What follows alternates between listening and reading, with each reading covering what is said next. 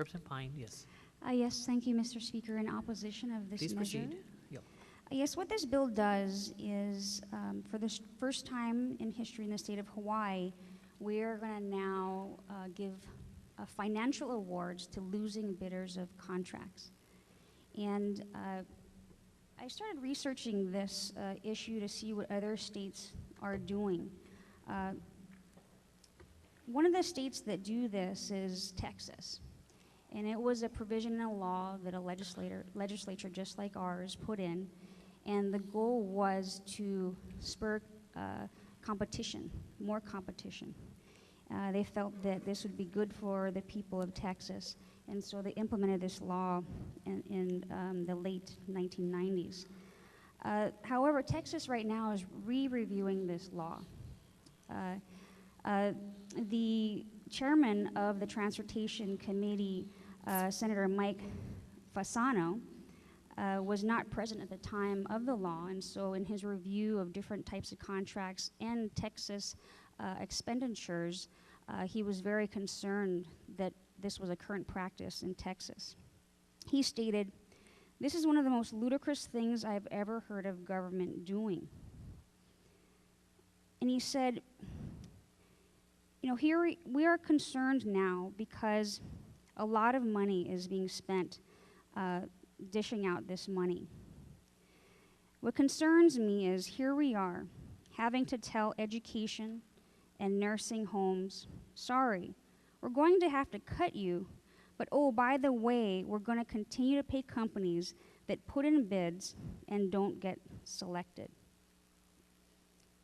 And in our current fiscal situation, Mr. Speaker, I'd have to say what the head of transportation in Texas said really is close to my heart, because like the majority, the minority did put together a budget, and we had to look at these very programs that possibly we know will be cut if we don't find monies elsewhere. I've been concerned about this since I first heard this bill in EDB, and I just find it fundamentally wrong, and it goes against everything in terms of what business is all about. Business is about risk. Business is about a desire for success and knowing that chance that there's failure. And so in this economic times, I feel that we should not be giving out money to losing bidders. Another state who has implemented this type of pay structure, what they found was, did it encourage competition?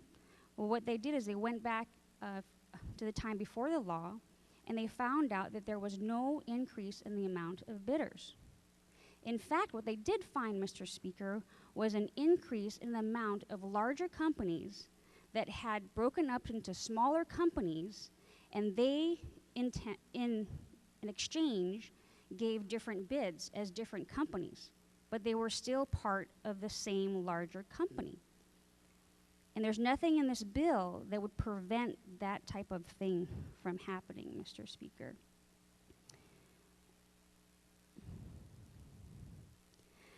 And I think what's concerning is the amendments that were made to this bill is it allows the Director of Transportation to make the final say.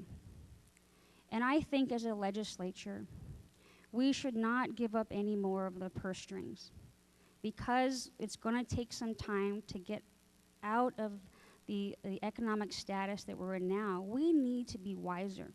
If we want to help education, and we want to help human services, and we want to help the homeless, and other areas that are so key to what government is for, we should ensure that we approve these types of projects if this is the type of bill that this legislature wants to go forward with.